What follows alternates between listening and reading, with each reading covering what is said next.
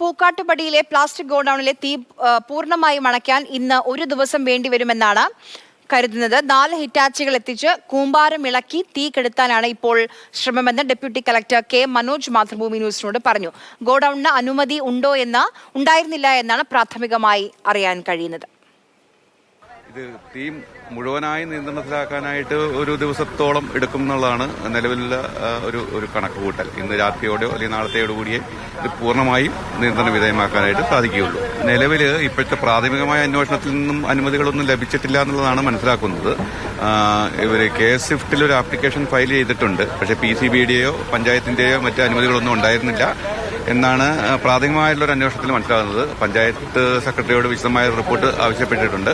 അതിന്റെ അടിസ്ഥാനത്തിൽ തുടർ നടപടികൾ സ്വീകരിക്കും. ഇത് വിഷ്ണു പ്രകാശ് നമുക്കൊപ്പം വിവരങ്ങളുമായി ചേരുന്നുണ്ട്. വിഷ്ണു, തീ അണയ്ക്കാനായോ?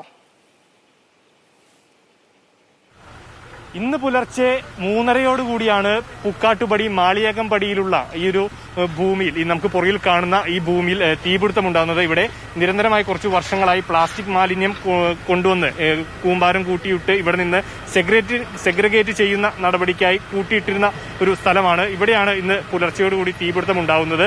അതിനുശേഷം തീ അണയ്ക്കാനുള്ള ശ്രമങ്ങൾ നടത്തി വരികയായിരുന്നു ഫയർഫോഴ്സിന്റെ നേതൃത്വത്തിൽ. എന്നാൽ നേരം ഇപ്പോൾ ഇതുവരെയായിട്ടും ഈ തീ അണയ്ക്കുന്നത് പൂർണ്ണമായും വിജയിച്ചിട്ടില്ല എന്ന് വേണം പറയാനായിട്ട്.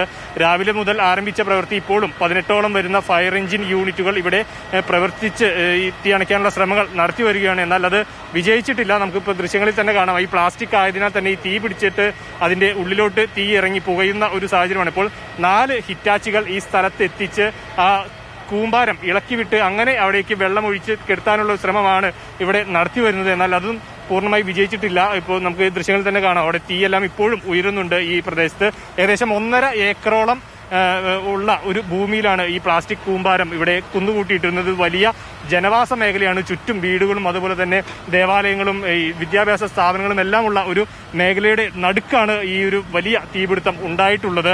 യാതൊരുവിധ അനുമതികളും ഇല്ലാതെ അനധികൃതമായിട്ടാണ് ഇത് പ്രവർത്തിച്ചു പോരുന്നത്. ഇത്തരത്തിലൊരു സ്ഥാപനം ഇല്ലെങ്കിൽ ഒരു